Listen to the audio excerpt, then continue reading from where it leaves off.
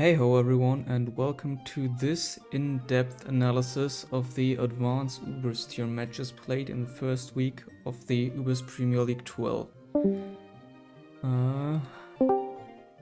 And today with me are MM2. Could you quickly introduce yourself? I'm MM2 or 2002. I'm playing ADV Ubers for the Dialgas this year. Yeah. I played last year for the And Ridley. also the Xiao, could you also introduce yourself? Hey, I'm Lee. I was a finalist in the ADV Ubers Open, and I've been around a lot of strong ADV players, so gathered a bit about the metagame. Yeah, and there's also me. I'm Waruchuu. As always, your host, but I don't really know much about advanced Ubers, but I'm excited to see what this tier can bring. So before we start with the replays even, could you maybe tell us a bit about the specifics of the third generation of Pokemon compared to nowadays maybe? There's a lot. Yeah. I guess the big things are you don't have the special physical split that Gen 4 and onwards have. So for every evolution of Eevee and Dragon type, all those are special attacks. And the others, everything else is physical. So Shadow Ball is a physical attack. Pursuit is also a special attack. You have a lot less items, so you don't have like Choice Scarf, Choice Specs, Life Orb, etc.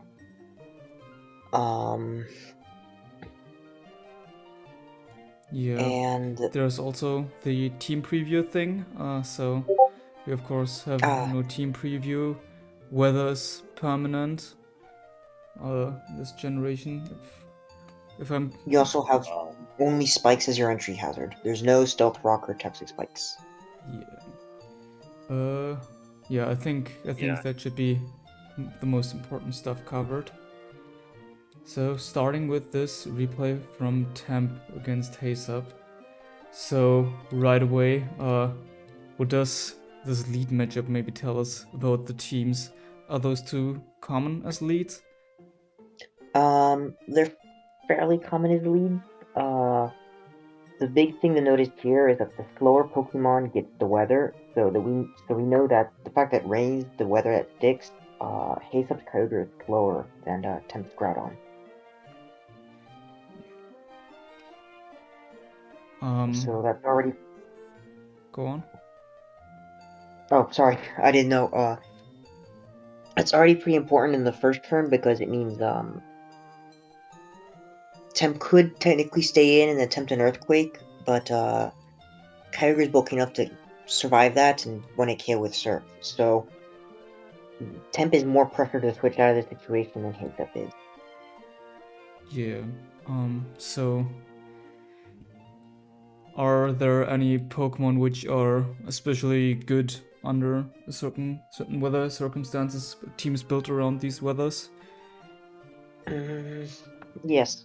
The big thing with rain, you have perfectly accurate thunder, and as mentioned before, since there isn't a special physical split in this gen, thunder being a 120 power attack is usually the best special move for most Pokemon in the metagame. So for example, Latios and Latias, they don't have Draco Meteor or something like that. They can click Dragon Claw, but Dragon Claw is just as powerful as Thunder, and Thunder happens to have a better type coverage and the 30% para. So it's a really important move in the metagame. Likewise for Groudon, Understun, Thunder's accuracy is nerfed, and it opens up fire moves. So you'll see coverage from like Metagross using Hidden Power Fire, Fire Blast Snorlax, and the like, because those hit the two most popular spikers, which are Fortress and Farmery. Yeah, alright. So Kyogre staying in on Blissey. Is there any reason why that happened? I mean, wouldn't it be pretty common for Blissey to just ward it despite the Calm Mind? I'm not perfectly sure. Usually the go-to answer to Kyogre as well as Groudon actually is use your Latios or Latias. But those risk Thunder Waves, so I understand from Tent's perspective why he goes straight to Blissey, because with Natural Cure, Thunder Wave isn't as much of a problem. Kyogre staying in may mean that it's a Lum Kyogre, and so he just wants to force a soft boiled on the Toxic and then switch. I think this is more a tempo play. I don't think Heysup expects to win this 1v1. He just wants to just force a play where he can switch safely. Ah, yeah, alright, that makes sense. I think it's worth mentioning that the Kyogre is Surf on the lead, not Hydro. So Heysup's matchup against lead Mewtwo is a bit different because a lot of lead Kyogres they run Hydro to try and OHKO the Mewtwo, or at least trade if the Mewtwo booms, things like that. So that's usually the point of the Kyogre lead, but so we'll see what the Mewtwo answer is later. But yeah. Yeah, it's a very good point.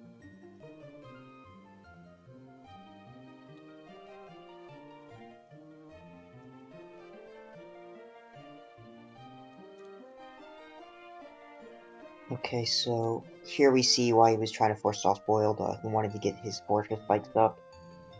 Turn 5 spikes is a really big advantage, honestly. When we see Gengar, Gengar is basically only used in ADV Ubers for spin blocking.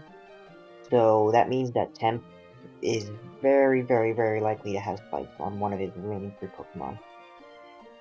So having the hazard advantage is pretty important for Heysup now. Yeah.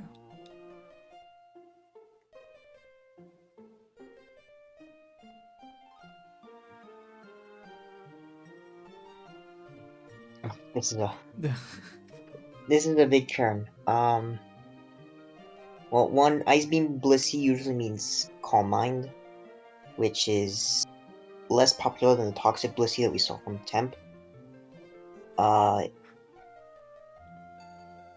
It also means that this crit here hurts a lot because turn 5 Spike plus crit Ice Beam means Temp's Groudon is a very unhealthy position, and it's very likely that, just based on the general structure from Temp, he'll be wanting his Groudon to stay healthy so they could fight the Weather War in the long term. Just already from the first 3 Pokemon. Like I said, Gengar is commonly paired with Spikes, so and Lati is basically on every team, so you could automatically assume Groudon, Blissey, Gengar, Lati, Latias or Latios, one or the other, with either Starmie or Fortress, most likely.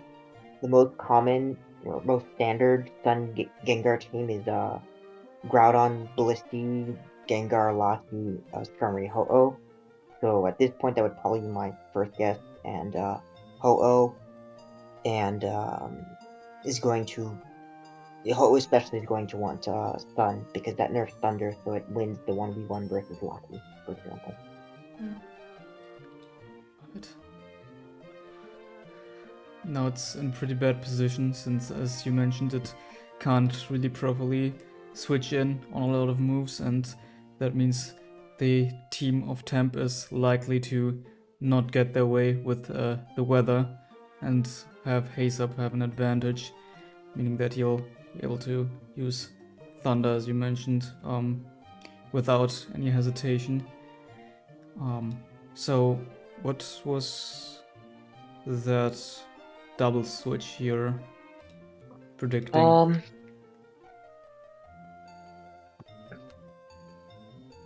Latias, like I said earlier, the Lati twins are the generally safest option to switch into the Kaiju, to Groudon and Kyogre.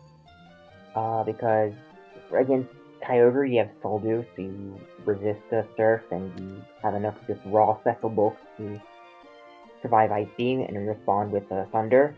And against Groudon, you have Levitate, so you're immune to ground moves, and you have Soldew boosted Ice Beam, which Thunder Ice Beam is basically perfect coverage in this generation, especially in this metagame. So he was using that to check Groudon. It's also worth noting that most Lati are refreshed of some sort.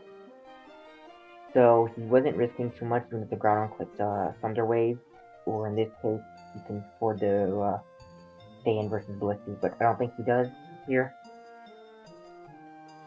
Yeah. That is also... Yeah, he doesn't try to fight it. I'm sorry. Yeah, alright, yeah, so that makes sense then, switching out of the Ice Beam. Yeah, this turn is... So he goes to the Kyogre, I think, just to try and scout the Flamethrower Blissey. Obviously it works out here anyways, because he goes to Gar, but... Yeah, so basically, temp review is no Flamethrower, it's just standard S-Toss. Oh, yeah, and another thing to mention that would have probably been looked over, Gengar still has Levitate in this generation. I believe it was removed in Generation 6? Not sure. 7. Oh, yeah. 7. Alright. That's why it doesn't take Spikes damage.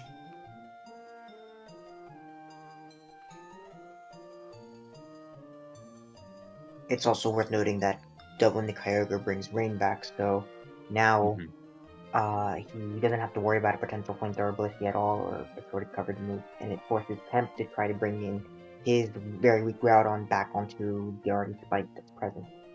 So it indirectly just pressures that Groudon even more.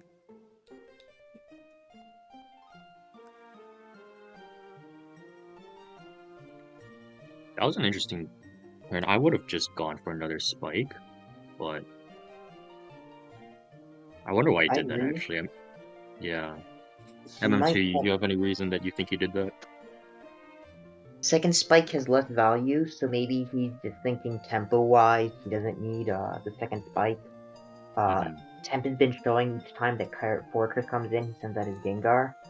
And any character click is good for Heysup. Maybe he's trying to respect Singlissy, and since, as I said, Gengar implies Spike, he really doesn't want his Fortress to be asleep. He'd rather have the character be asleep, especially versus a team with a weakened Groudon and a Blissey that hard wall Kyogres. I'm not sure though.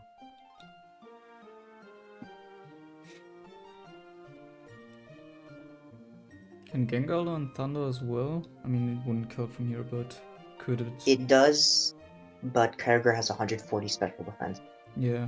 And the other common answer to Gengar is, well, there's two common answers. There's Blissey with a special attacking move, so either Calm Mind Blissey or like Sun Flamethrower Blissey.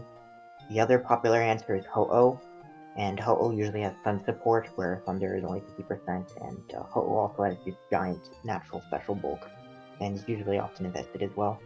So Thunder Gengar, it's viable, it's used sometimes, but it's not very popular. Yeah, I'd be pretty surprised if it was Thunder on that team. Well, of course, also because it's a Sun team. That's a good point. Yeah, so there's the second Spike. Most common Gengar set is a Wisp, Taunt, Shadow Ball, Filler. Filler is probably going to be a Boom or a Destiny Bond. Yep.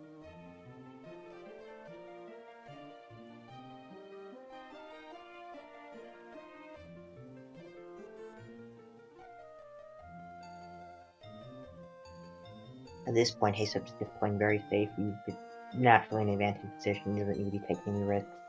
Yeah, So he especially because gets of the the spikes. Now it's also some kind of position where it's harder for him to check the Kyogre with the Blissey because the spikes inflict so much damage, 25%. Yeah, absolutely. Every double switch now leaves Blissey, takes out a quarter of Blissey's life. Yeah. I'm not too sure what Temp is playing for at this point.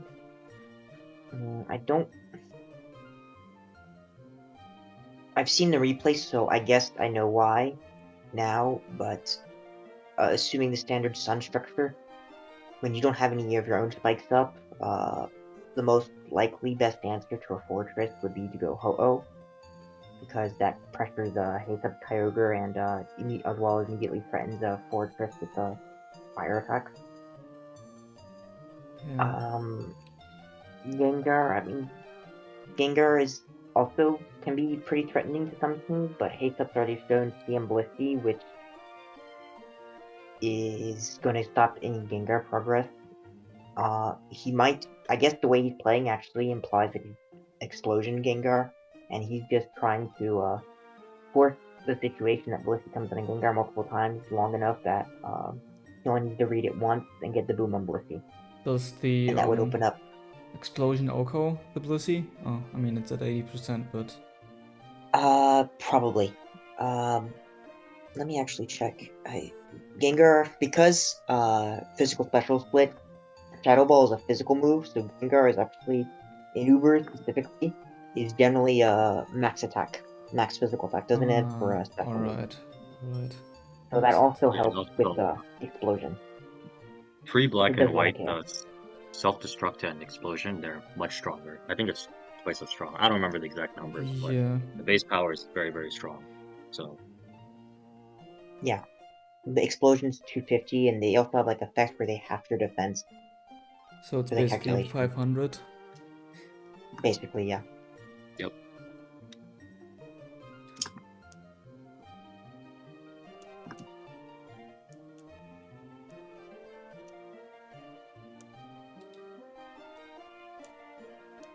So, in general, from this position here, you've already mentioned Ho-Oh and some Spiker on Temp's team.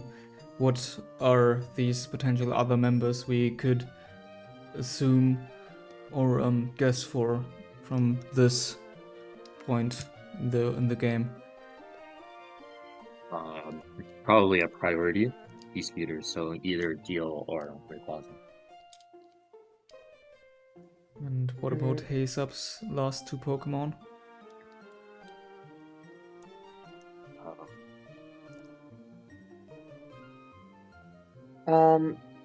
I mean, he needs some type of cleaner as well. He has win cons, but priority is probably very useful there.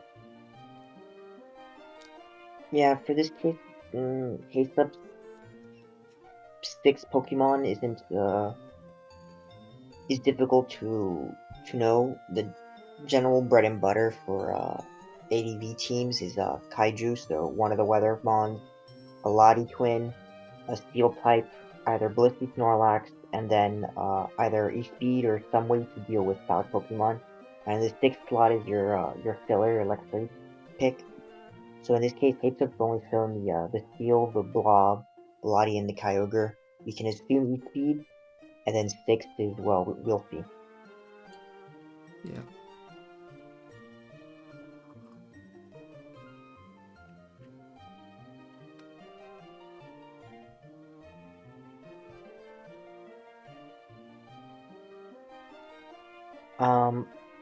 This already throws a bunch of red flags. The way Heysup is staying in to fish with Thunder versus the Blissey,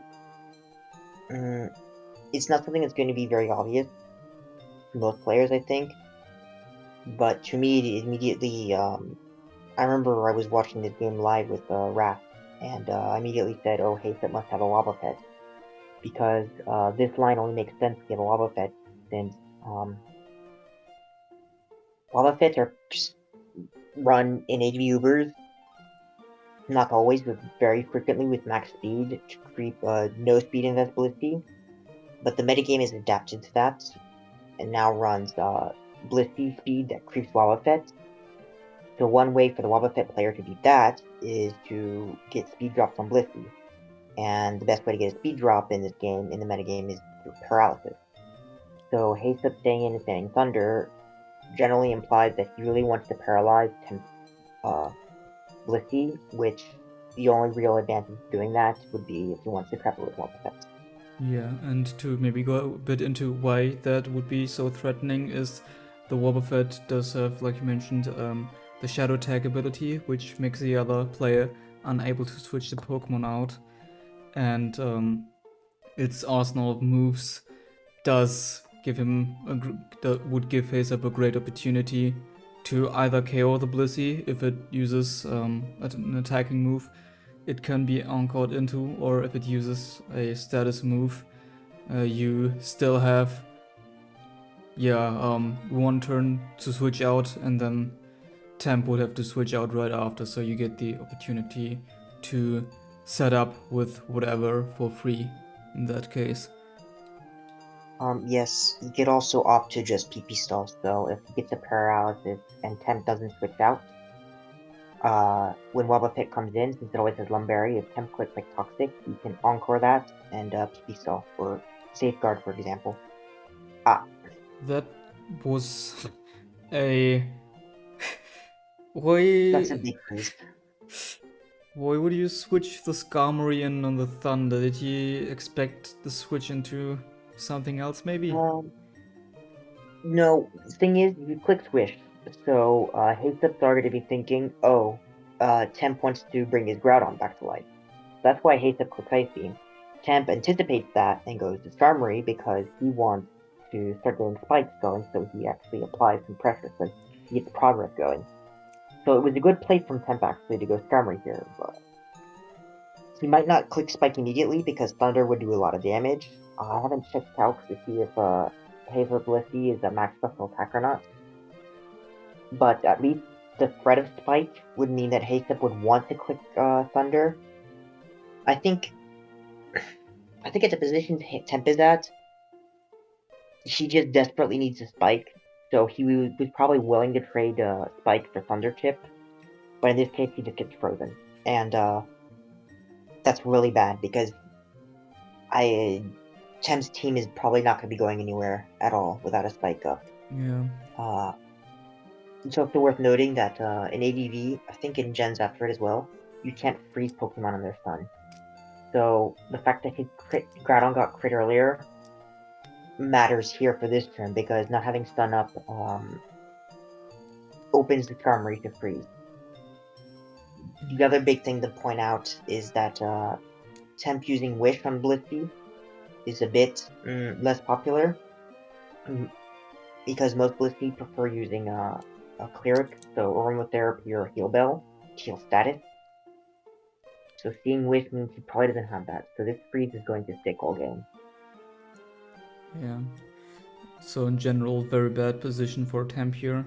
He can't really apply any pressure without the Spike, and with his Weather Setter and Groudon being so low in health, Blissey is now also not really able to switch into everything as easily because of the 3 layers of spikes up. So definitely has to make some very crazy predictions to get out of that disadvantage. Yeah, it's probably not a winnable game state at this point. Yeah.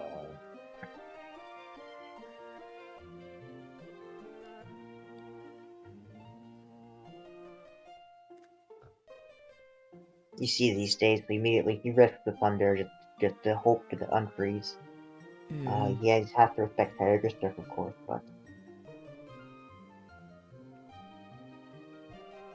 There's the para. So no, there's the yes. paralysis.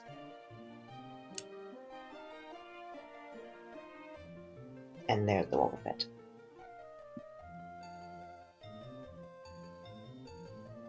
And responding with Toxic, one of the two options Heysup wants the most, because he wants to either PP Stall Toxic, or Soft Boiled, or lock Seismic Toss so he can counter it. So he can just make it struggle and KO itself here. This. Probably won't be able to make it struggle and KO, because you need to fully PP stall it. When you run out of move PP under Encore, the Encore automatically ends. Oh, So there's only 8 Encore PP, and there's Paralysis full para getting in the way. He's probably just going to empty out Toxic, so that his special attackers like Kyogre, for example, don't fear anything from the Blissey, and use that to take momentum. Like that's good enough. It's basically the Blissey more dead weight than anything else. At that point, he doesn't need to kill it.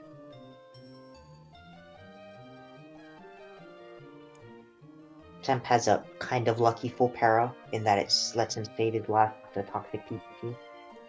but it's probably not gonna matter at this point.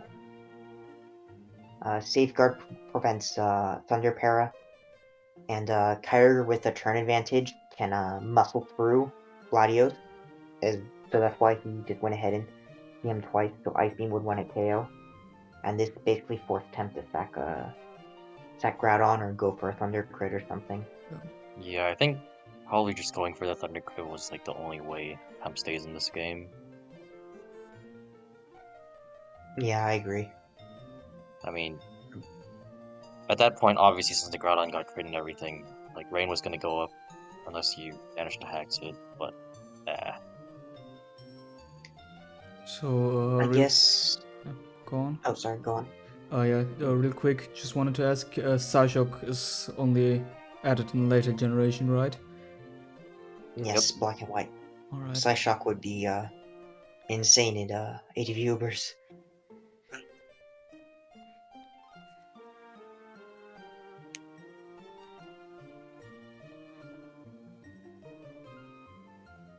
Here at this point, Temp's doing things like because he doesn't have any more toxic PP or on his Blissey doesn't have any more Groudon, like Steam Blissey itself is basically a sweeper against Temp's team. So he's playing it out and trying to do something, but realistically he's just out of options.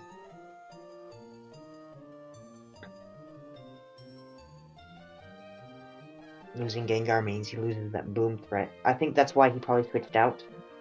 He figured that for earlier versus the Latios versus the Kyogre, he figured that if he doesn't get the crit, he loses Latios, and that immediately loses in the game, so he might as well sack Groudon, get momentum back, force the Kyogre to switch one, and then try to bait King's Blissey to eat Gengar Boom, so that the Temp's Latios can be threatening, but Gengar just dies to the +1 Dragon Claw, so...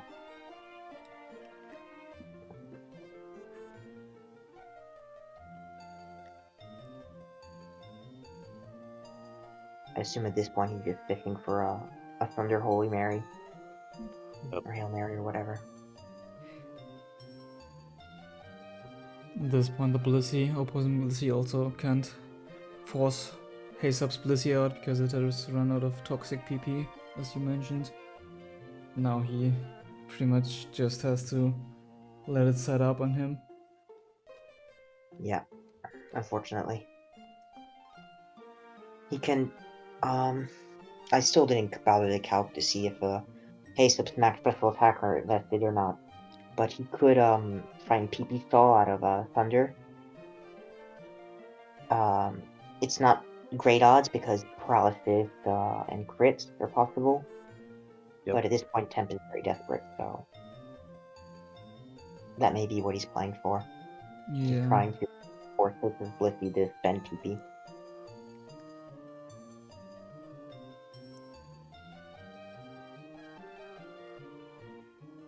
Yeah, see, so max special attack, Blissey from Heysup does 33.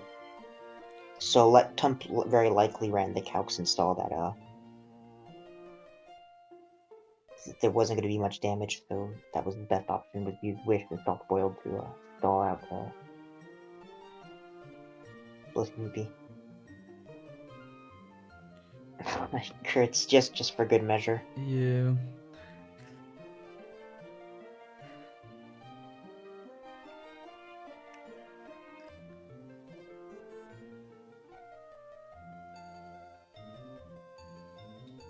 Wait, we can skip a bit forward here. Heysup reveals the Rayquaza as last Pokemon. And Temp has his own Rayquaza. So in this case, it's non-voiced actually. The Heysup special, it's probably mixed as well with some Ice Beam or something like that. I mean, it could even be DD actually. So that might be possible, yeah. is Double Edge a common move on Rayquaza? I mean, it hits everything, so yeah. Yeah, right. It's not super common, but it has some degree of usage. It's usually used on a Silk Scarf Rayquaza. Yeah. Yeah, I guess. I mean, Judging off the wish list, he probably did expect a fatter team from Heysup, because I don't know why else you'd use wish list with that team. I mean, okay, sure, the Groudon and the Skarm get wishes, but I guess like Uh, some more like Stevie Ray Mewtwo too. offense.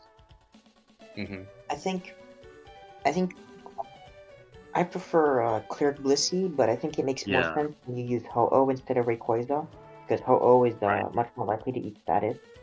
If you right. replace Ho-Oh with Rayquaza like he does here, I think Wish makes sense because he has basically 4 toxic immunes, Mm-hmm. so he's not super bothered by status, I guess. I mean, it matters Correct. here because of the freeze, of course, but Right. Sun normally prevents that. Yeah. Alright, He has no spin, so Wish helps him, since he's basically a Superman, helps keep his Groudon alive as well. So it offsets spikes to a good degree. I believe Yeah, I think it was Superman just a was good some game by sort of Heysup. team structure, right? Could you repeat that, please? Sorry. What could you maybe explain what Superman is? I believe that was a team structure, but I'm also not really familiar with what that means. Oh, sorry. Superman mostly is a term that comes from ADV OU. It basically just means using a bunch of spike immune Pokemon stall. So, the typical Super Gengar Sun is the Superman team. So you have Skarmory, Gengar, Lottie, and Ho-Oh that are all spikes immune. Blissey is so fat that even with 3 layers, he walls most special attackers. And then that just leaves Groudon that's the only Pokemon that really bothered by spikes. So being able to use a team that's naturally resistant to spikes lets you avoid using Rapid Spin, for example. So you don't need to use a Fortress or any of the more niche Pokemon. Alright. Then let's move on to the next game, MM2 versus 64 squads. So you versus the leader of, I think Melmetals? Yeah. Hmm. Deoxys. Actually, I guess MM2, if you want to say anything before the game about just thoughts leading into it, I mean, obviously you don't have to say anything if you don't want to, but Yeah. No, 64 is very strong, and I know he takes prep seriously. So, my own prep was less focused on what 64 might bring, since that was difficult to really, anticipate, and more on what would 64 expect from me. And Ghost Up, one of my teammates pointed out that my lead choices tend to be Lottie Twins, Groudon, and then Kyogre if I'm using some Fat Rain team. So I know 64 puts a lot of value into his leads. Like he likes to use Focus Punch Mewtwo because lead choices and because both teams are unknown in Gen 3, because it's lack of team preview, lead interactions tend to be a bit more flowchart. You don't really have much information to make reads on, so you just kind of have to have a predetermined game plan, and that can be very powerful.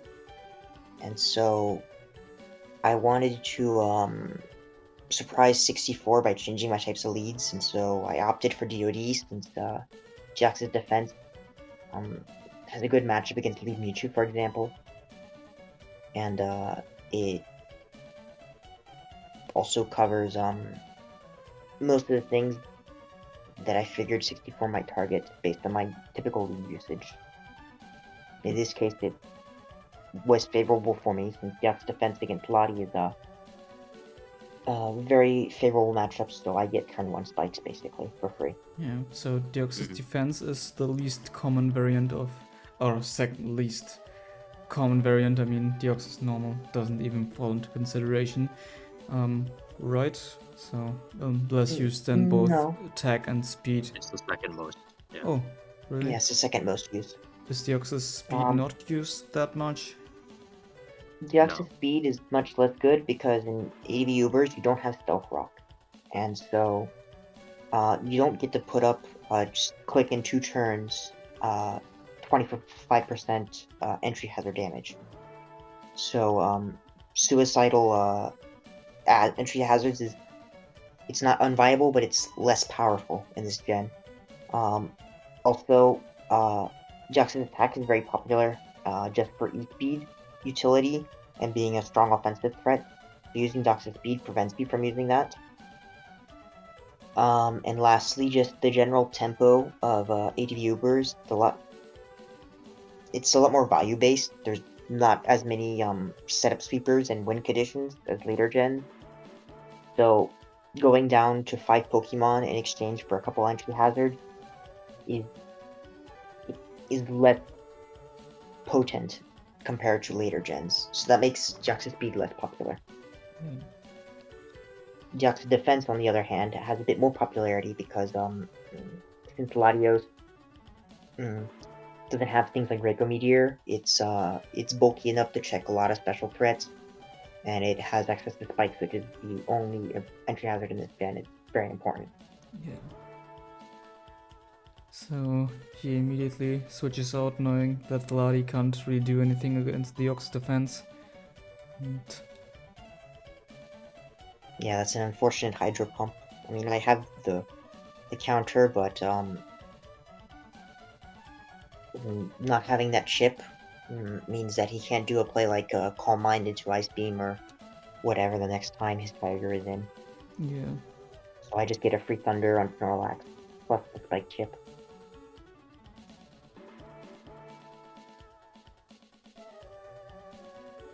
Yeah, so here the Metagross has no left use, so most likely it's banded. I mean, I don't know what else it could use, but yeah. Yeah, Paralysis even shows that it couldn't possibly be Lum. Is Caster which Berry a thing in Advance? No, No. fortunately.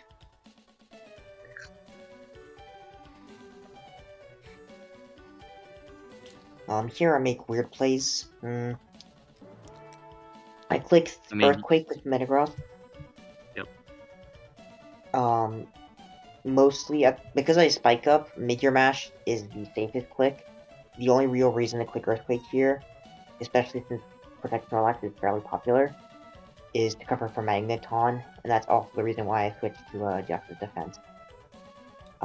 It's not actually a smart idea what I did, but I just didn't want to get trapped for pride reasons. I actually just assumed that you were looking for the Lottie double, but yeah, that works too. Yeah, it covers a Lottie double as well. So, can you expect Blizzies from both ends here, or mostly? I'm asking that mostly because the Kyogre has Not from just... 64. What did you say? 64 most likely will not have a Blissey. He has a Snorlax already, so that's his main Latios switching. Yeah. So he doesn't have a way to get rid of the paralysis that the Kyogre has just been inflicted with. Yeah, No, I guess Thunder Wave GX's defense isn't very popular. I think one thing that's kind of important to note is that actually there's a fairly popular GX defense team from Henry and Mitana. It's GX's defense, Salamence, Groudon, Latias, Ho-Oh, Blissey. I already showed Metagross, so it's and Latios, so 64 knows it's not that team. But it makes him more difficult for him to predict based on the information he does have. So I don't think he's expected the Thunder Wave at all. It's not popular, and it makes it difficult for him to anticipate what my last might be. Right.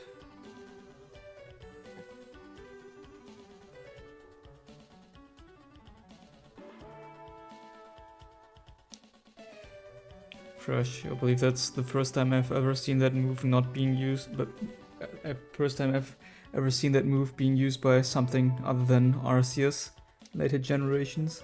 Is that also a common move here?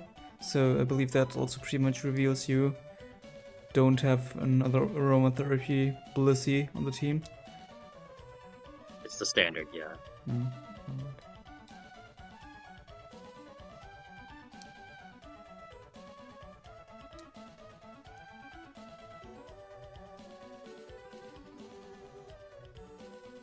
So here I go back to Deoxys defense instead of Metagross against his Snorlax.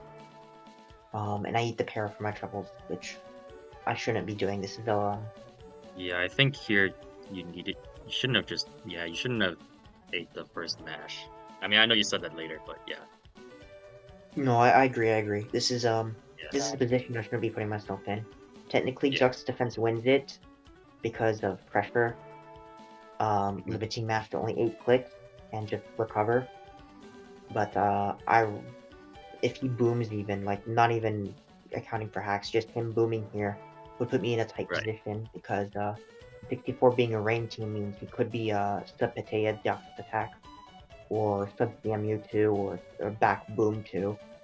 And I don't want to fight any of those without a Deoxys defense. Yep.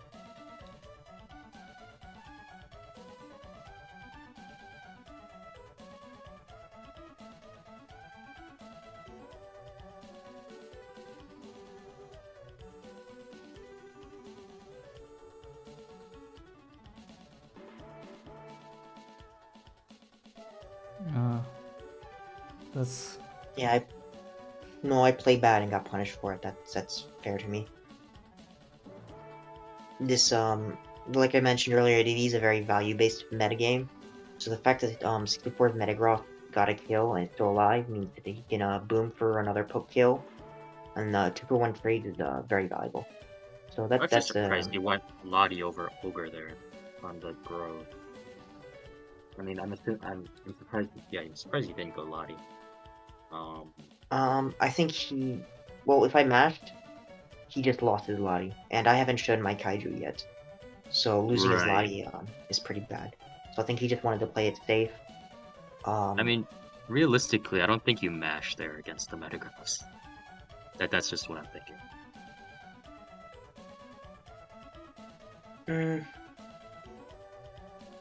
Did he show Earthquake on his Metagross? He might not have Yeah, Earthquake. he it did was. show Oh no, he it. does. It was. Yeah, he should it. Yeah, that's true. I mean,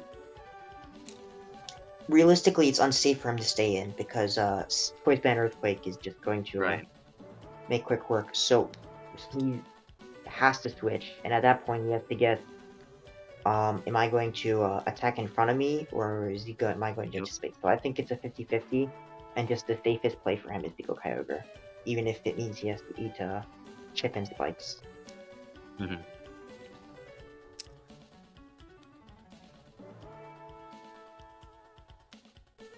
I think he's just opting to play it safe because he just doesn't have enough information yet. That's quite a lot of damage. I wouldn't have expected it to. Yeah, Choice Band. Yeah. It can hit pretty hard. So Kyogre basically can't switch in on the Metagross anymore. Here, this is pretty important. Mewtwo comes in on Latios. That's bad news for me because I threw away my Deoxys defense like an idiot. So this is an area, a situation where I want Deoxys defense. Yep. My first response is to go straight to Snorlax. Most backline non-lead Mewtwo are sub CM, and Snorlax is a great check to that, but I know from Spikes already that he's Lum. But anyways, the safest immediate play is to go Snorlax. He does light green, which is unusual.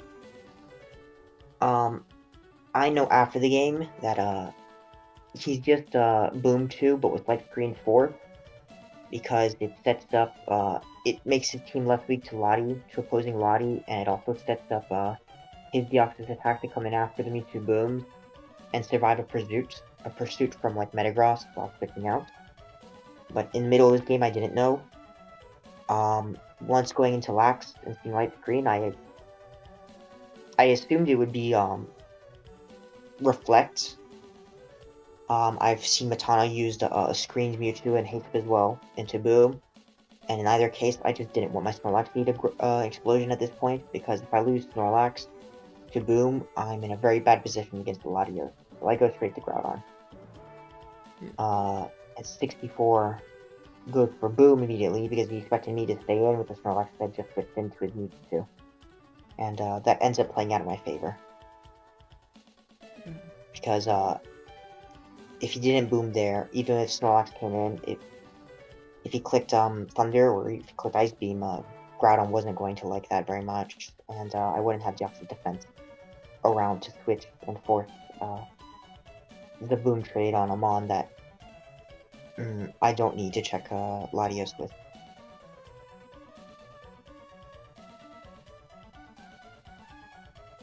Um, 64 reveals Deoxys attack. Because I've seen the other 5, it's very reasonable for me to assume that it's not choice band, but physical attacking Deoxys attack with extreme speed and other attacks. So I don't need to worry about Ice Beam.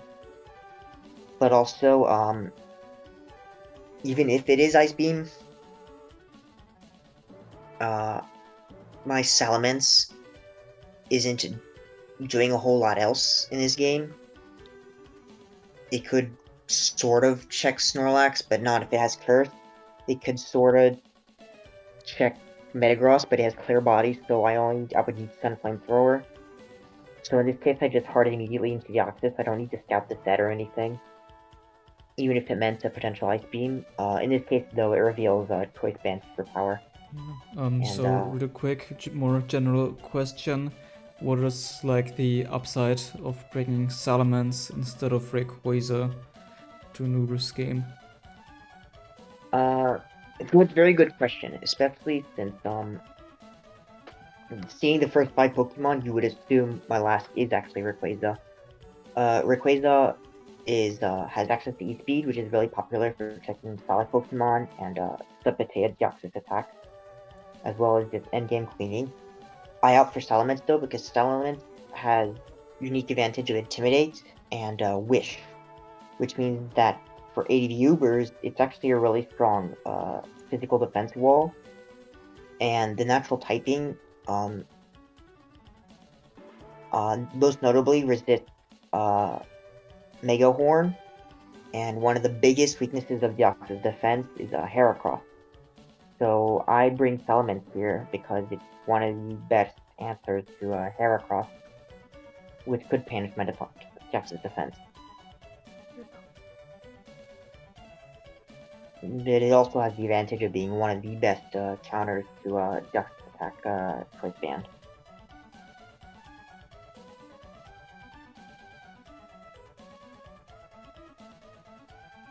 Fire Blast is Yeah, good read.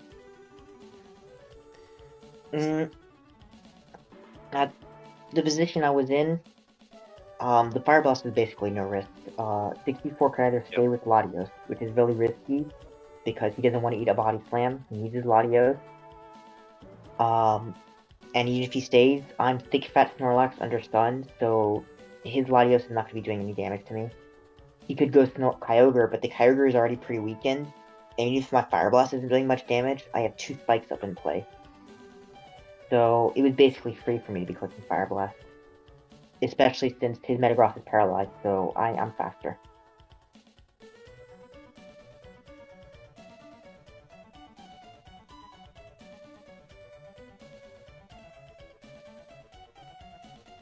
Here, I just don't have to make any risks at all. I just play fully reactive. I mean, at this point, the game is pretty much over. I think Yeah, only ways definitely. that 64 wins are classic Ogre hacking the Lottie, or just like last month, some Snorlax curse shenanigans. But this is, yeah. Even if the Kyogre hacks me, I would still have Groudon and Snorlax under stun or Metagross under stun to boom trade and whatnot. So he's playing for that. He's going for the Sun Thunder hacks. Yeah. I would assume pretty much his only option here to maybe clutch something out. Yeah.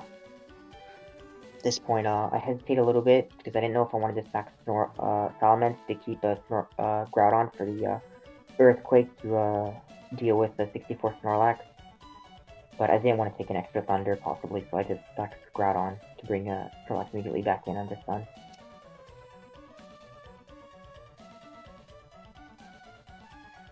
Even if he didn't boom there, with stun up, flamethrower was enough to pick off the Snorlax. Yeah.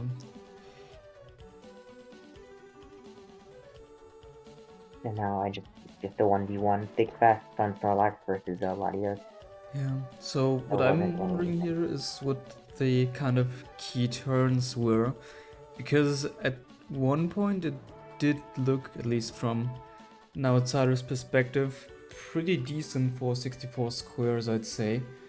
The read on the self-destruct definitely did seem like one of those key turns which allowed your Snorlax to prevail and put a lot of pressure on his team. But were there any other turns you would say were deciding factors in this victory? I think on matchup alone, it's very difficult for me to lose this. Losing Duck's defense gave him a win path with Mewtwo. So Duck's defense versus Metagross is key. And then later on, because I didn't have Duck's defense, his Mewtwo, where it boomed or if it didn't boom immediately or not, how that happened was very key. Because if he Ice Beamed, for example, into my Groudon, Groudon wouldn't die, but it couldn't stay in. It would be KO'd by next Ice Beam.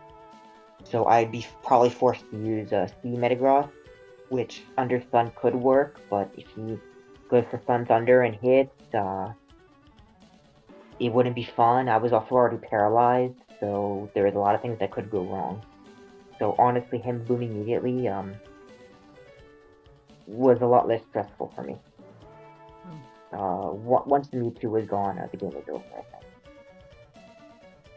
There was basically nothing else that he could do.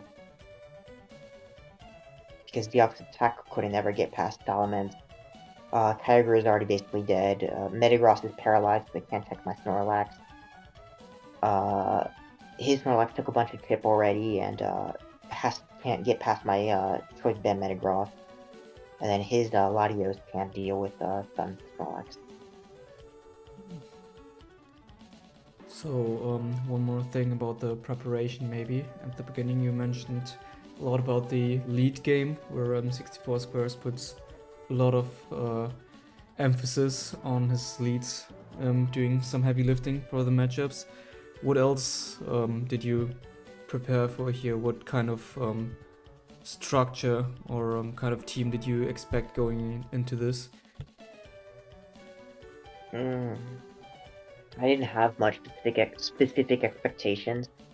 I do have lots of Skarmory usage, so I expected 64 to potentially punch that with the Magneton, especially since 64 is a fan of trapping moves and abilities. So Wobbuffet, Meanlook, Gengar, Magneton, Dugtrio, something like that.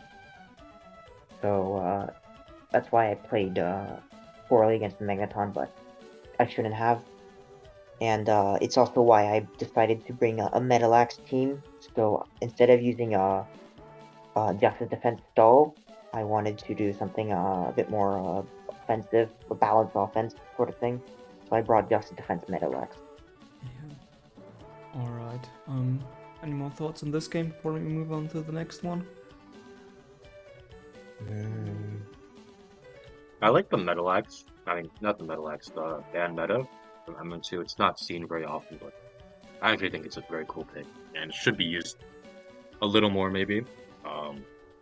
It didn't really get to showcase its full potential in this matchup, and obviously it got parried anyways, but so MM2 uses Thunder Wave over like knockoff on the deal because his team has no way to revenge kill reliably, like with an E-Speeder, so that's why the Thunder Wave is there instead of the more standard knockoff.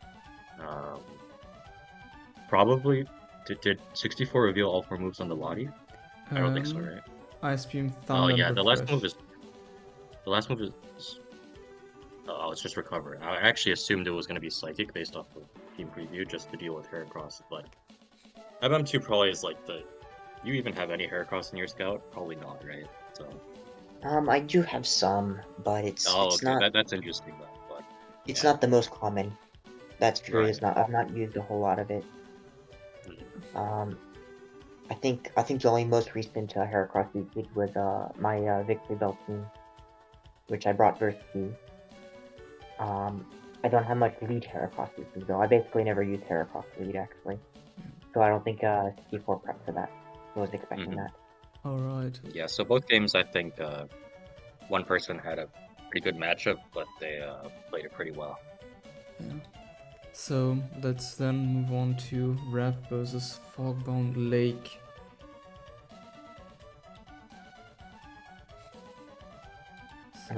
Since it's Raph, we know he's gonna bring some offense or maybe a spiked balance, but with still definitely not stall. Fogbound Lake, we have a lot less info on. He played in ADV LPL, but I don't know if he played in very many tournaments before that. So it's Yeah, just one or two ADV PLs, I think. Yeah. So he's kind of a wild card. Yep. Starting with Mewtwo is always strong, especially when you're a wild card because Mewtwo lead has so many options that it's the game within the game just to scout out the set and adjust how you trade optimally with it because it's going to kill something, basically guaranteed. Counter. This is a cool tech. That's I want to say it's never been seen before, or I might have seen it like once from a random player in an old game or something like that. But it's basically it's very very very very non-standard. Usually from Rat's perspective at this point, he's already seen Ice Beam, so he can force the Mewtwo to boom on his Snorlax, and it's a 1-for-1 trade. That's fine for him. But revealing counter flips that matchup, so now Mewtwo wins this 1v1, and that's really big because it means that it's very likely to kill two Pokemon, Snorlax and some other Pokemon that he booms on. Maybe even more if he doesn't boom immediately and guesses right with Bolt Beam.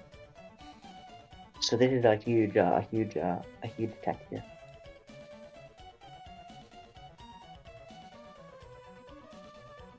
So that's why Rat switched out and Fogbound switches. I think. Could you scroll up? I think Ice Beam. Yeah, Ice Beam doesn't It kill. didn't do enough. So, Yeah, it doesn't do so enough. Fog could try Raw Thunder, but 30% of the time, he could just eat a boom for nothing. So for Fogbound, the safest play for him was to go Omastar. If Raph booms, Omastar resists and has good defense, so that's okay. And if Raph decides like the Body Slam or something, it's annoying, but at least he can revenge kill or threaten spikes or something. So with I think that's why he did that. yeah, so with Omstar, I would assume it does reveal that this is a rain team with at least Kyogre on it. Does it already say that or tell that there's not going to be a Groudon on the team of Fog? Yeah, especially since it showed Mewtwo, special Mewtwo lead with Omastar immediately. It screams rain offense. So Raph went Latios, I guess, to tank Thunder, and then pivot away from that to force a trade with Latios instead. And it happened to have a good matchup against Omastar, so they gave him tempo.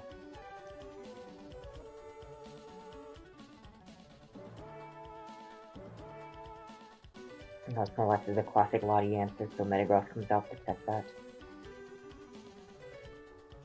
Is it specs damage? No, there's no specs in this specs. one. Oh, only choice band. But Yep. Only choice band. Yep. Right. It's very important though that damage, because it means that Fogbound Lake isn't max special attack. He's probably like modest at 16 or something like that. Modest with a small amount of invest. So it means that Raph's Latios dodges the 2-hit KO from Ice Beam, Alright. which lets him recover for not for free because Fogbound could stay and spam Ice Beam, but risk reward wise, Yeah. basically free.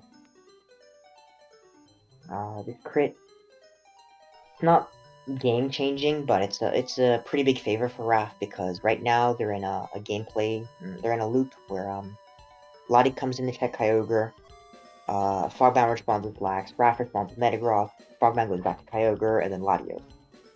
So it loops between those Pokemon on each side, and Raph being able to mash crit the Kyogre means he's making more progress. Especially since, as we're going to see here, Fogbound has Thunder Kyogre and not T-Wave. So he's going, since Ice Beam doesn't 2-hit KO and doesn't have Thunder Wave, the only way for him to make progress with Kyogre is either to fish for crit or freeze with Ice Beam, or to fish with Para with Thunder. And hope Raph is either not refreshed or full Para is on the refresh turn as he goes to Snorlax.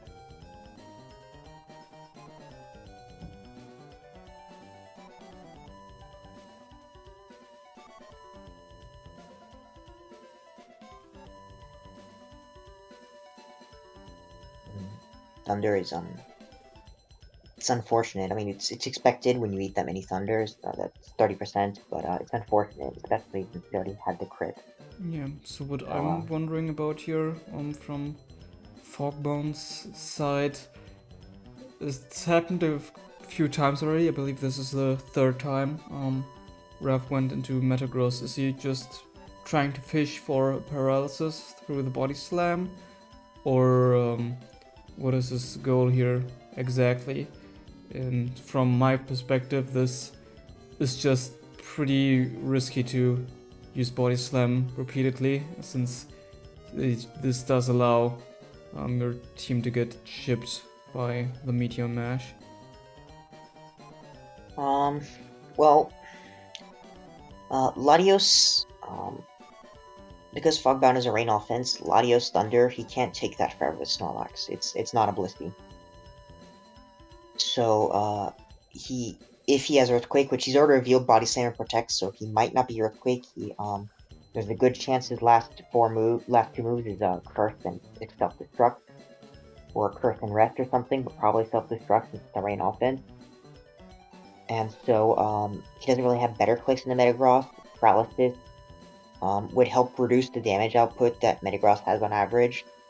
And as long as Metagross isn't critting the Kyogre, it doesn't actually do a whole lot of damage. At best, it could boom trade. But each time Metagross comes in, just forcing Metagross in gives Fogbound a chance to fish for Thunder Para. Right. Fortunately, that also means that each time he doesn't get the Thunder Para, gives Raph a chance to fish with his own Thunder damage. So, it's, I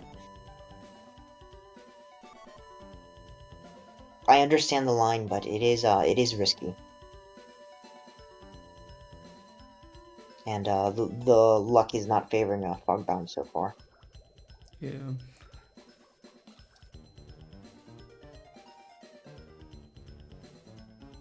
And there he does get the paralysis, allowing him to use Ice Beam now.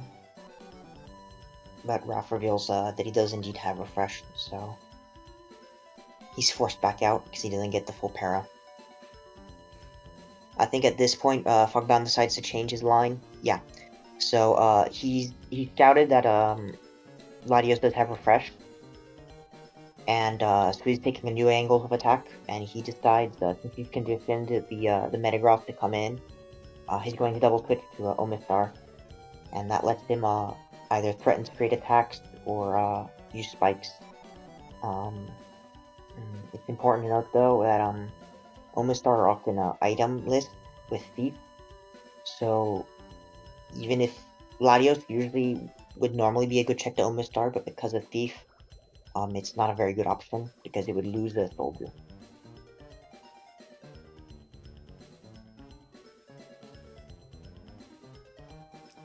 So yeah, Fogbound opts for spikes. Yeah, so I believe these spikes do change the dynamic of the game from here on out quite a bit.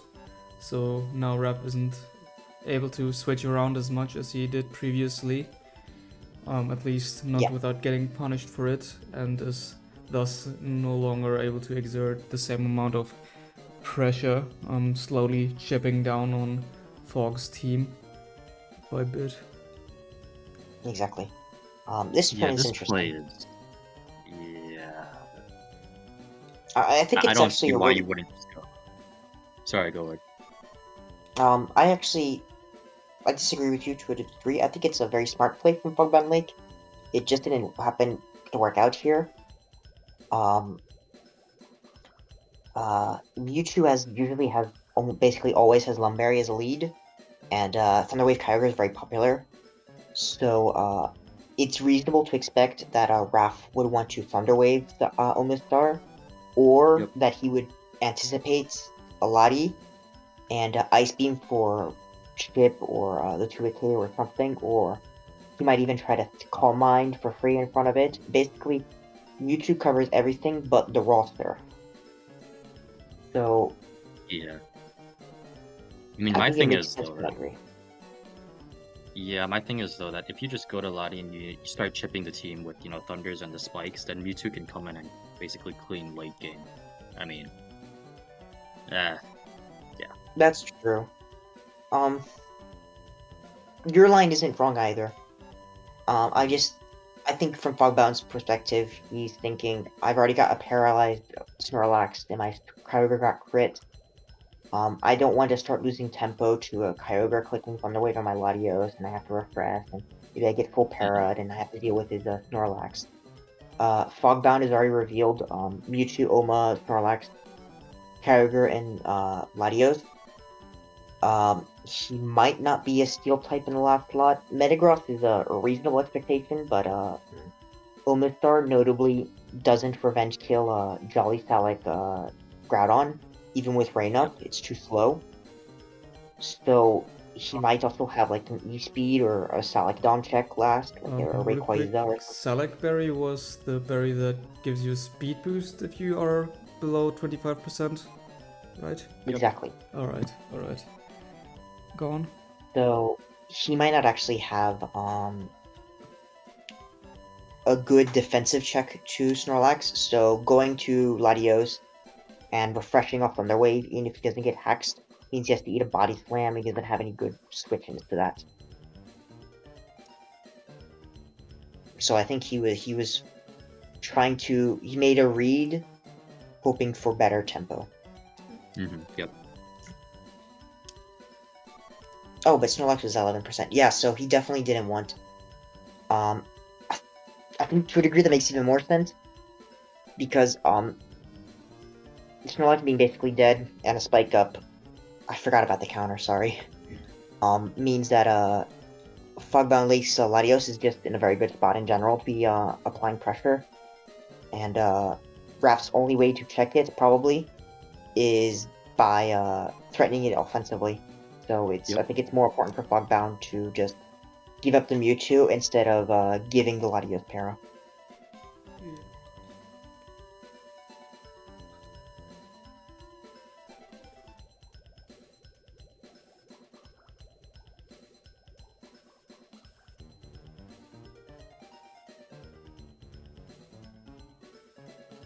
Now we're back into that Kyogre Snorlax loop from earlier. And he does get a crit.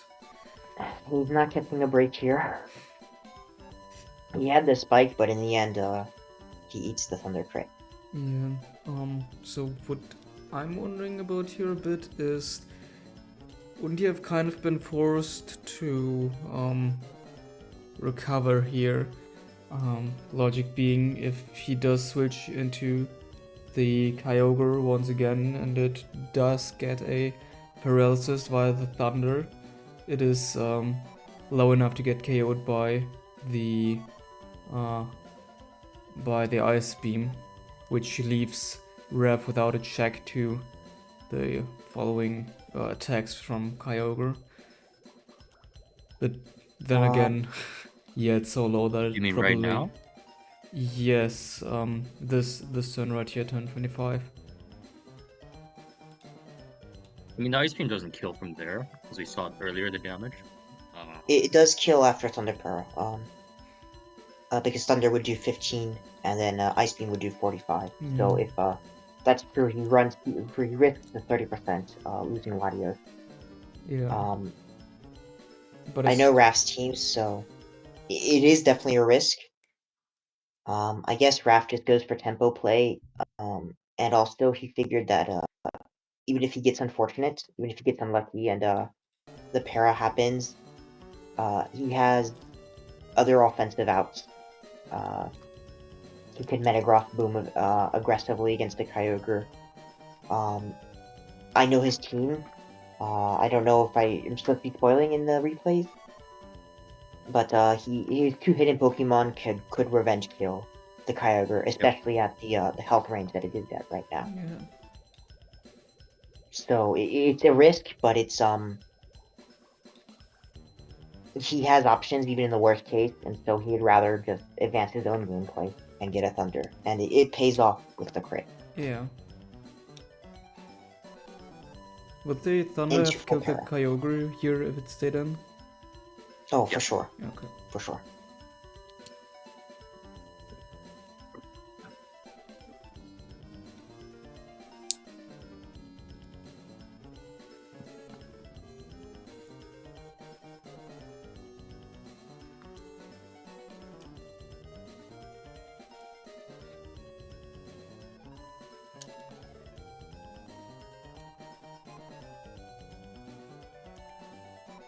So yeah, booming there confirms that it was an Earthquake Snorlax. I mean, that was pretty obvious given the lines beforehand, but now it's 100% sure that he just didn't have much better play to the making there. And since Snorlax was in Thunder 2 KO range against Max Health Lottie, that was his best chance to boom. So at least he basically trades for the Metagross. Yeah. This is big. Just before it, actually, the turn before.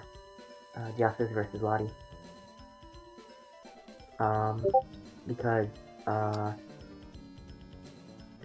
Fogbound Lake doesn't know. He could suspect, but he doesn't know for sure if, Deoxys, Raph's Deoxys is physical, so a Quiz Band or Spell Tech set, or if it's the Patea.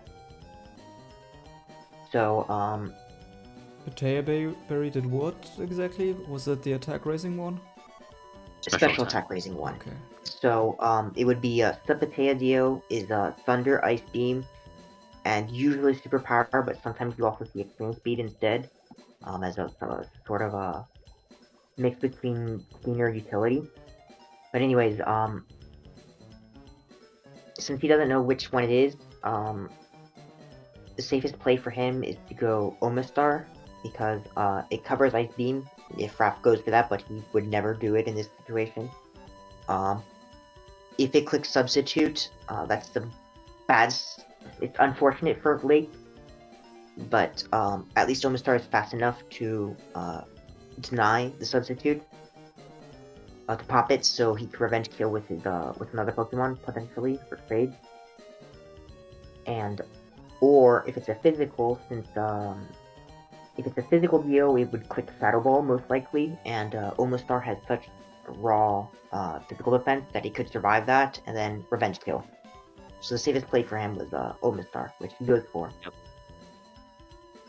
But unfortunately, matchup-wise, it reveals Subpatea, so this is still the best play for him, but it does mean that he loses Omastar. And the Omastar doesn't get much value. And then it reveals, now we see his last Rayquaza, so it does confirm that he didn't have particularly good body slam switch-ins, but at least he has extreme speed to keep that Subpatea Juxus in line.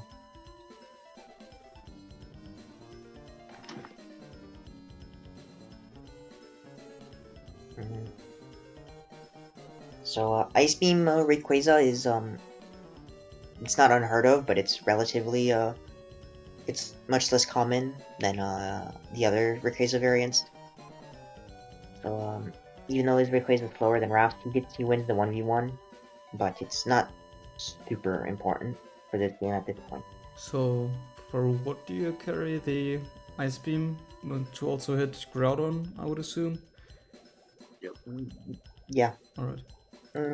You can do, I don't know if this Yeah. is, I didn't check the calcs. I don't know if this is like a full special Rayquaza, like actual special attack invest, or if it's a physical Rayquaza that just has an Ice Beam Force so that he can win the 1v1 against other Rayquaza, which is helpful since he's using Omastar, so in in-game situations, he only really has a Latios that's faster than other Rayquaza. Ice Beam coverage also hits Vileman, for example, although Raph isn't the sort to bring that Pokemon, Yeah. but it's nice. So what could that hidden power of Raph's Rayquaza have been? What was Flying. the type? Oh yeah, flying. That makes sense. Yeah, and since type determines physical or special, hidden power flying is a physical stab move for Rayquaza in this gen.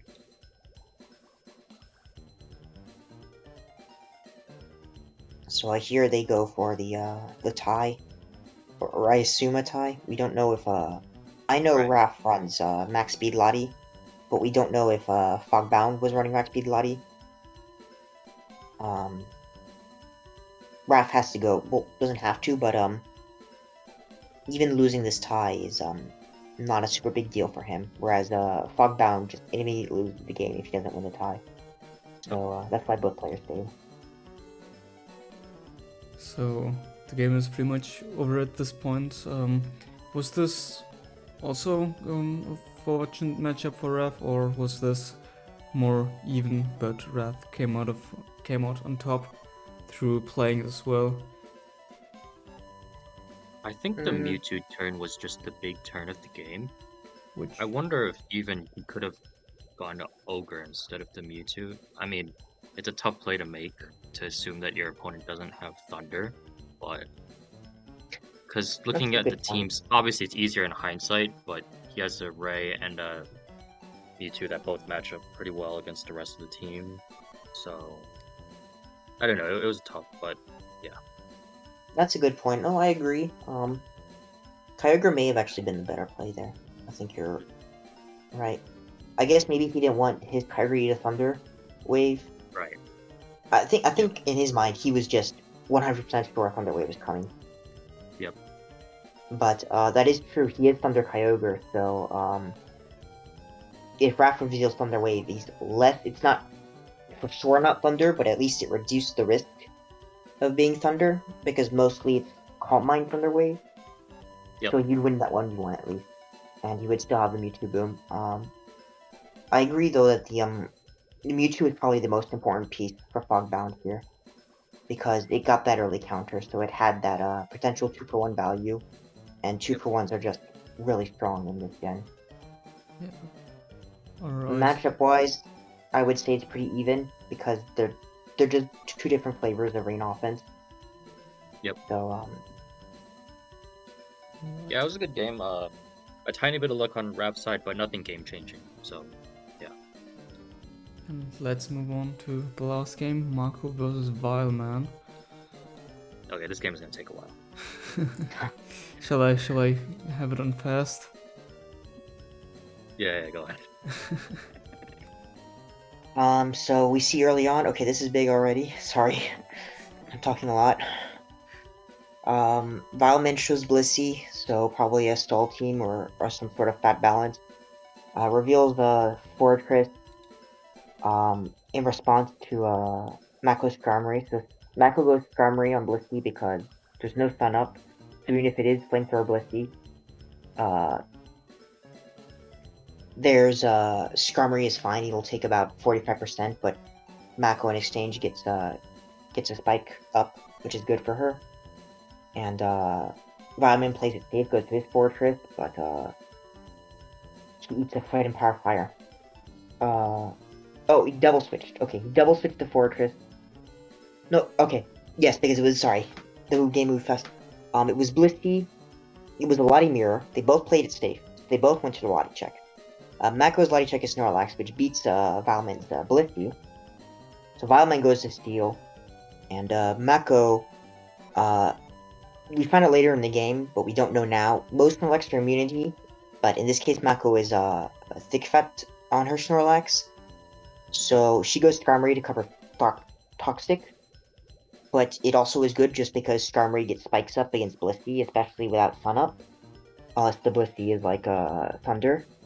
But even then, that wouldn't kill Skarmory, and it would still give him a spike. Give her a spike, sorry.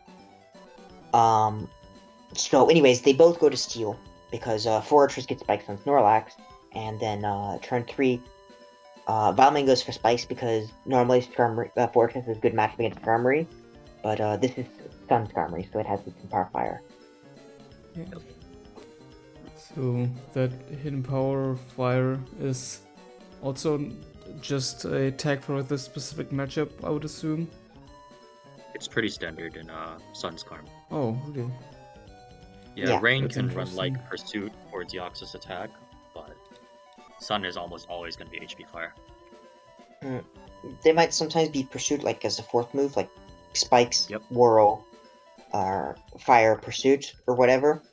But Fire is really common because, yes, it protects your Spikes against Fortress. It also hits Heracross, which is really important.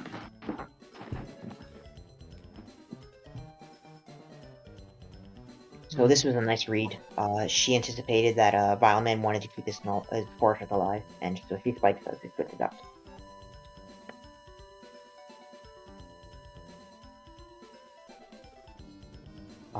This was a cool play. We'll see it more. I'll explain it later. Sorry. So Vileman here is Wish List instead of Cleric, instead of Aromatherapy.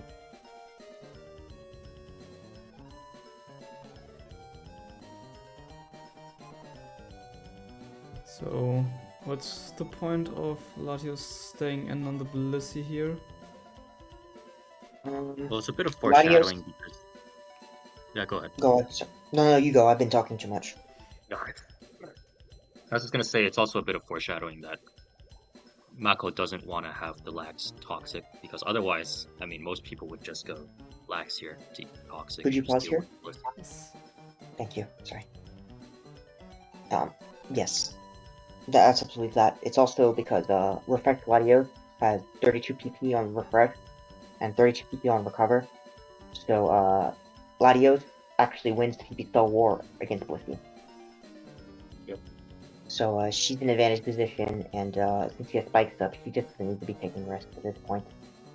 I wanted to pause here because a cool play we saw was the first time Ho-Oh came out on Skarmory. Mako goes to her Latios, which starts the set. It covers Sacred Fire since she's refreshed Latios. And then the second time, since she's revealed that line of play, and shown refreshed Lati, and Skarmory's naturally immune to Toxic, he goes instead Ho-Oh this time, which is can't be burned by Sacred Fire, resisted, and is unlikely to eat a Toxic from Vileman because he has no reason to click Toxic in this situation. It also means that her Ho-Oh doesn't worry about Shadow Ball, which Vileman could be Shadow Ball Ho-Oh, which is does a good damage to Lati. So it was just a cool sequence that he uses to scout Vileman's Ho-Oh set, and it pays off.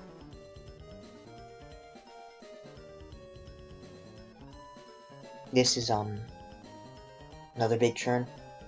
Hidden Power Rock Ho-Oh isn't it's not unheard of. I think I've seen Skimmy use it before. I might be mixing up with another player, or was it PU in ADV PL in World Cup? I can't remember, but it's been seen. Usually, you only see rock covered Ho-Oh on Choice Band with Ancient Power, but here it's lefty's Hidden Power Rock Ho-Oh, which surprises Vileman. Also, one thing we might mention on the side, Ho-Oh and Lugia do have abilities which are only later added, which are pretty significant to them. So Ho-Oh doesn't have Regenerator in this gen, but only Pressure. But in this gen, there's no Stealth Rock, so... Boston. Yeah, absolutely. Thunderbolt. But because Thunderbolt means that well, we've already seen Ho, so we know he's a Sun King.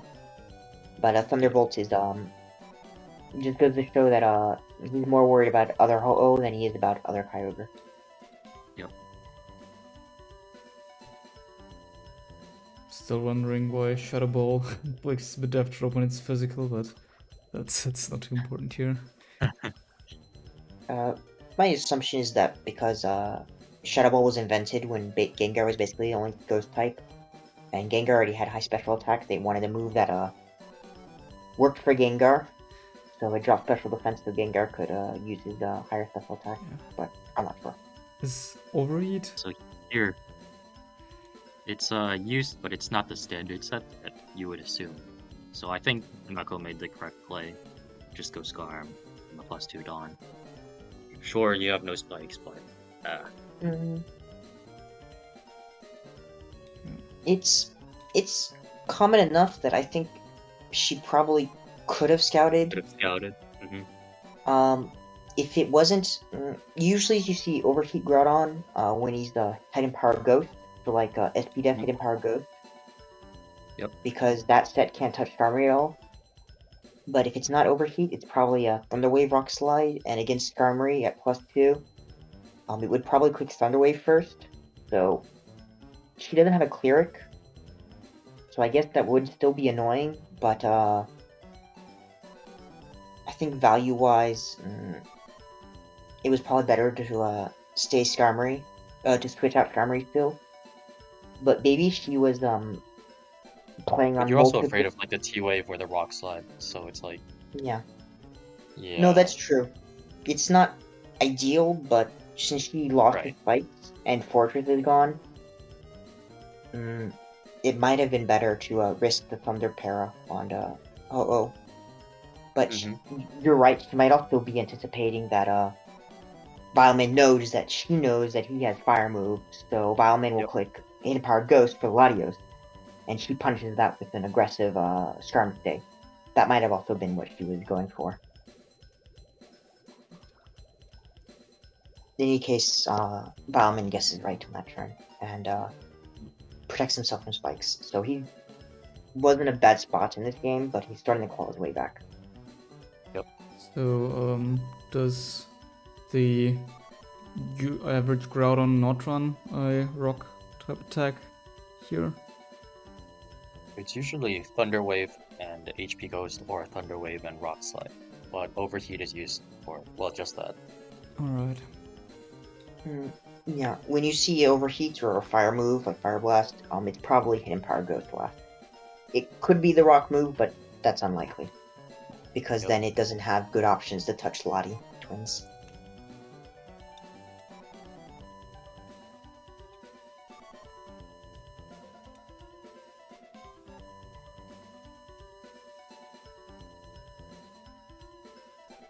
Dragon Claw Latios is significant here, because it's better into like Sun Snorlax stuff, but it's worth at checking Groudon.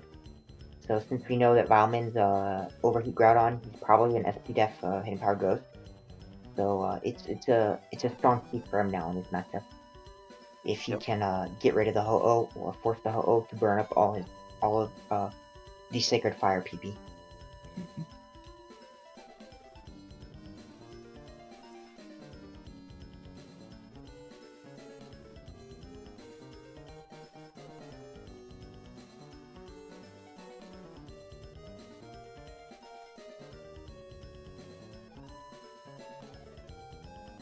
Then goes Groudon on Groudon to scout for Thunder Wave or Rock Slide.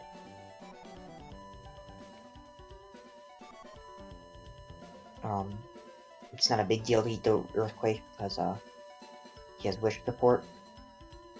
Even that Crit Body Slam was mostly inconsequential.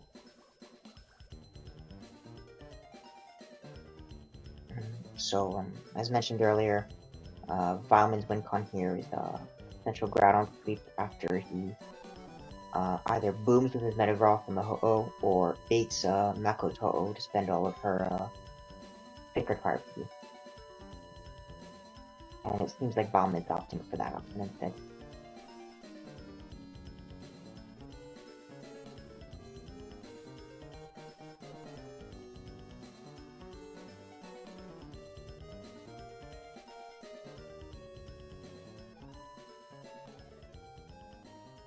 With wish support, he can afford to play a bit more passively like this, since things like body slam isn't really making progress for Mako. She reveals Aerodactyl, which is an uncommon Pokemon. In that slide, I would usually assume something like Deoxys attack. Yep. Yes, double Deoxys attack.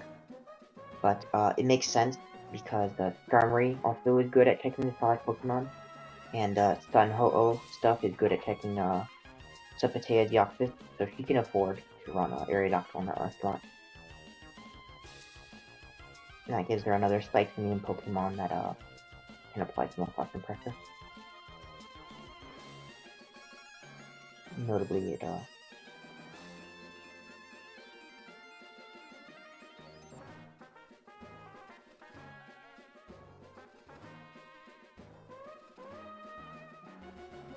Body Slam Para is a bit unfortunate for Vileman, although just by the way he was playing, it was likely to happen eventually. Yeah, switching into a lot of these body slams. Actually, it's not unfortunate. It's a good thing for Vileman, because now it means It can't once be he wishes Groudon back to max, he doesn't have to worry about Sacred Fire Burns. Yep. There's Also, it's at this point of the game, well, a bit earlier, when the Snorlax switched into Ice Beam, he mentions it, start talking in chat, that the Snorlax, just based on damage, he knows that the thick fact Snorlax, which means that his Blissey can Toxic it. Yep. How does they fat in this economy?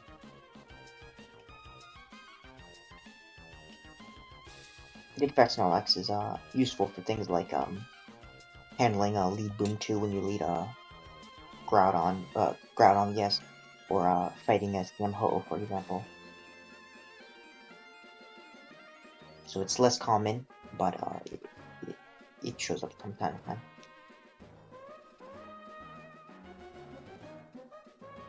Yeah, here there's not gonna be much happening for a while. yeah.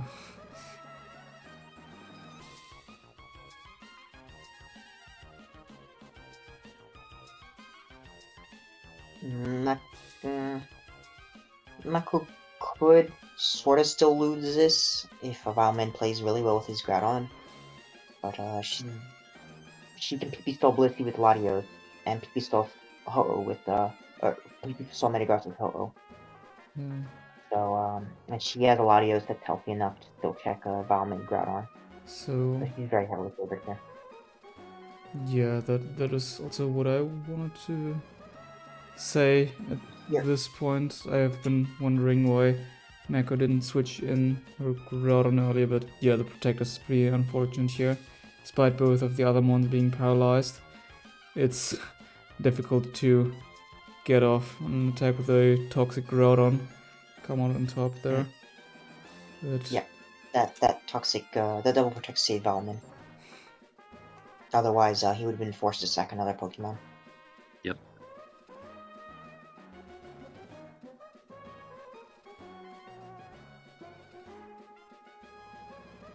still some PP left. Yeah, at this point, since Vileman lost his Groudon, he can't win anymore. So even though the double protect happened, Mako is still basically guaranteed to win by the way she doubled in her Groudon and set up in front of Blissey with TSD. So that was a good play on her. She still takes risks. Well, technically they're risks, but she's just trying to end the game sooner. Because all she needs to win the game is Ho-Oh and Latios. Was that another double protect? It was. Yes. Yep.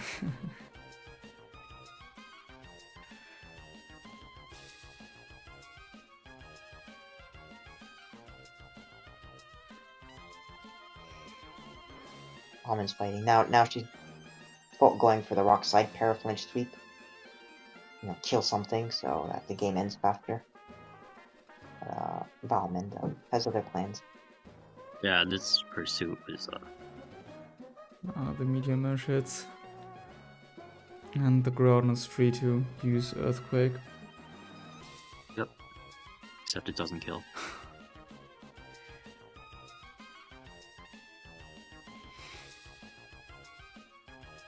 Vileman's probably max defensible Blissey or something. And Mako is probably, I guess, SPDF Groudon. So here's a turn that actually our team chat got wrong. Because we thought that if we sack... one thing about ADV is if you sack a Mon to spikes, the turn ends. So say like... let's just say Vileman side had spikes and here like Mako tried to recover. If, for example, like Vileman switches in a Mon and then that Mon dies to spikes, like this is just an example. The other team, Mako's Mon, cannot use recover. But we thought that actually, if we sack the Groudon here, like when, yeah, right here, when Blissey's at 4% uses Wish, we thought that the Wish wouldn't go through, but we actually discovered later that we're the ones in the wrong. So, yeah. Yeah, because Wish is independent. It's why you can also sack a Pokemon as you click Wish, and then that new Pokemon in the turn after will get the Yep, as shown the there. Wish benefit. Yeah. That's a good thing to point out. Thank you. So now basically has to hit Thunder here in the sun against the Metagross. Pull this off. Yeah. Well, she doesn't even want to take that risk. As it switches in, sure. But otherwise, she's just gonna PP stall. She has no choice. She got left out of the earlier wins, so she has to play for the flow win. Yep. Still 3 wishes left, but after that it's going to be looking a bit bleak.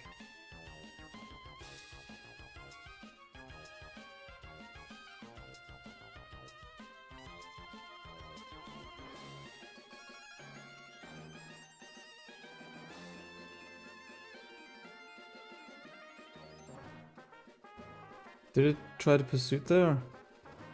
Yeah, it would have done like 20%, because Pursuit is special. But Oh yeah, right.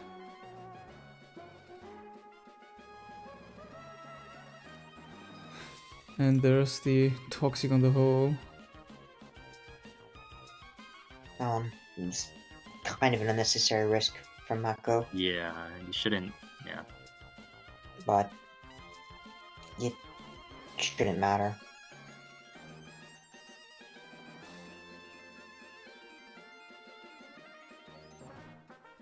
Vileman's taking it though because he needs plays like that to win the game. Yep.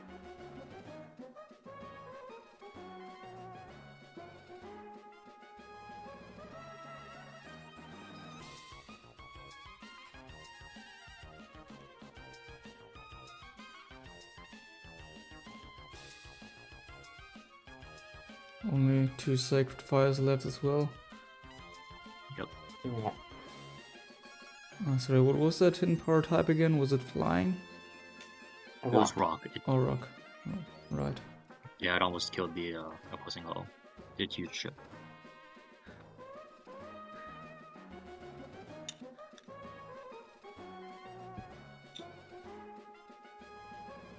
So there, if Vileman happened to boom, he actually won the game. But Yeah, that's true. That's a good point. It's difficult to yeah, it is obviously take difficult to switch, pull so the he trigger. expected the switch. Yeah, and then here the fire misses, but stays in anyways and loses. Yeah. Here, the Blissey just has less wishes. Yeah, so that game, it wasn't the cleanest, but it was definitely winning. I mean, Yes. yeah, And we were doesn't very like stressful to Mako watch in the team chat, but 175 turns. Oh, it's okay. It's not GSC. Yeah, GC we had a game with, I believe it was 864 turns, Crying versus Conflict, I believe it was. yep. Don't fuck with the shuckle. Yeah. So definitely interesting games. I'd say 2 fortunate matchups. Mhm. Yeah, also less volatile than the DPP games we watched. There was some hacks involved there, but these were mostly decided by a skill, I'd say. I think there was one play where hacks mattered. Yes, don't- I think Heysup temp was it wasn't much of a game just because of how big the hacks was. Yep. The other ones were a lot more interesting though. Like the hacks Yeah. happened because it's Pokemon, but Yeah. Yeah. it wasn't super decisive. It was reasonable within the reasonable limits. So we got 3 pretty cool games, and then a game that was just a non-game, but it was still cool to see how Temp adapted, even if it was completely hopeless for him. Yeah. So, shall we look at the matchups for next week? Heysup versus 64 Squares. What can we expect from that match? Yeah, MM2 actually, every week he does these predictions and these sort of what we just did, but in a very condensed form. So he does give his thoughts, and that's always cool to hear. But go ahead. No, I was gonna let you talk. Oh, I mean, yeah, these two, other than MM2, are probably the most well known in the pool. Also very strong players. I don't think I can add too much to what MM2 has said about these matchups, honestly. Oh, they're supposed then. We can go. He did, yeah. Go to that. I guess to paraphrase, these are basically the 2 best players in the pool. They're at 1-1 in 2002, I believe, which is basically the last time 64 Squares was active in ADV Ubers. He's been on hiatus before this until now, basically. Since then, he won the first game against Heysup because he had a Luster Purge Latios lead, which surprised Heysup's Heracross, which was really big because he brought a Mean Pass Umbreon, which is typically weak to Heracross. But then later on that year, Heysup beat 64 and UPO. I believe the first match was the old Minority Tour, the Wanted. I'm not 100% sure, or it was Ubers Winter Tier. I don't remember which tournament, but it was another team tournament. And then the second game, Heysup versus 64, where Heysup won with Ninja against 64's Stall, was in UPL. I think pretty sure 64 brought a rain stall with Snorlax Blissey, so double normal rain stall against Heysup Ninja, which used a lot of slow fat wall breakers like Heracross and a Swords Down Fradon. So those overpowered the wolves. So now 2 years later, we're back to decide this sort of court best of 3 between the two. Baton Pass is banned, so unlike the last 2 games, we won't see a Baton Pass matchup. But it should be very interesting because Heysup likes to do creative team building. So like we saw earlier with the Wobbuffet, it's not like unheard of, but the way he structured his team is pretty novel, especially with Wobbuffet Fortress. That's very much a Heysup sort of style. And on the other hand, 64 tends to be a bit more standard. Like versus me this week, he brought a classic Boom 2-6 rain, but he did use creative tricks like the Light Screen Mewtwo. In other games, for example, he might use like a Focus Punch Mewtwo or something like that. So it'll be interesting to see the creativity from both players, as well as the fact that both just have understand the metagame well and are pretty smart. So you'll see a lot of clever mid grounds or finesse reads and stuff. So it'll be interesting. So, Fogbound versus Temp next. Can you expect of that game? You don't have to go as in depth.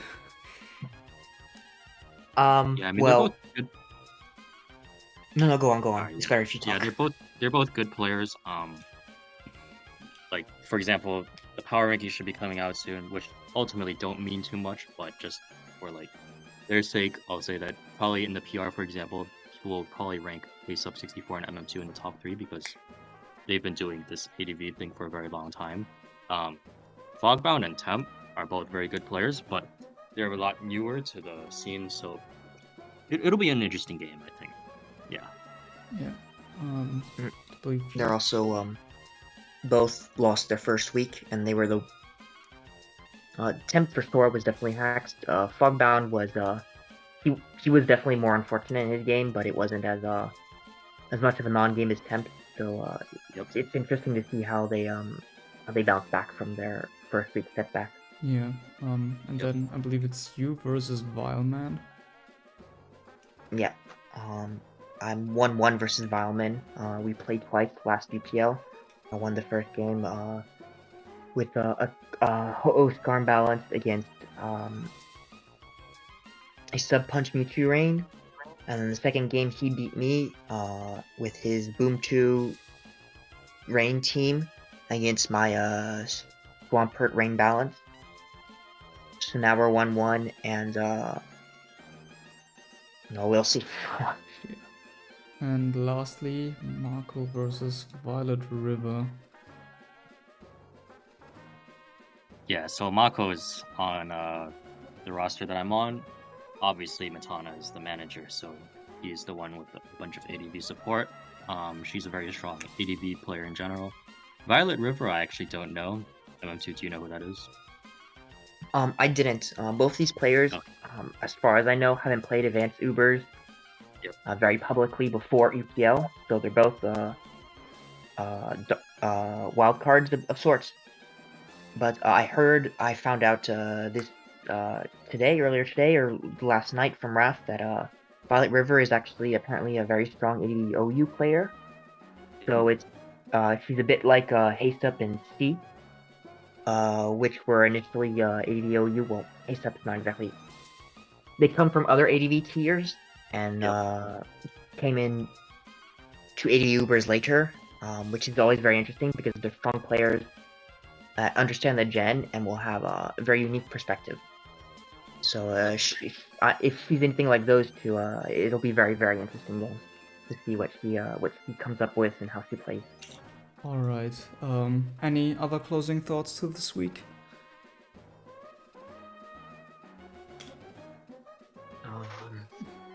If not, then thank you so much for being here.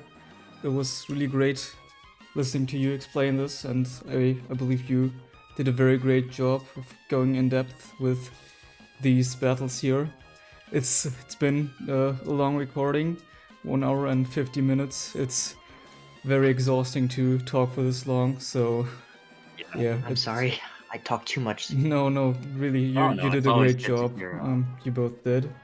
So Yeah, it's always great to hear M2's thoughts. So thanks, guys. yeah. Thanks for having us. It's really cool to see you doing these sort of things for UPL. Just the general coverage, not just for ADV Ubers. We've not had that before. And I don't know. I don't pay much attention outside of my little corner, so I don't know how successful or how popular this sort of thing is. But I do hope it attracts more attention to Ubers in general and UPL. Yeah, thank you also for that. The main objective here is also to introduce new players to these tiers, which are usually not as publicly played or not as esteemed as like OU tiers and that kind of stuff. So yeah, this will be the last in-depth review for this week, and next week we'll probably see to cover some of the more recent tiers and maybe also RBY. So what I have in mind for next week would be Sword and Shields, RBY, and maybe also Scarlet and Violet, but we'll have to see about that. A lot of games played in that tier, so we will have to probably select only a few ones from the first week to review there. other than that, we are going to do the probably a video on the power rankings once those come out. Also a more general review of the week as a whole. Yeah, be sure to let us know what you thought of this and what you would like to see in the future from this channel. And with that, goodbye. Alright guys, have a good one. Bye.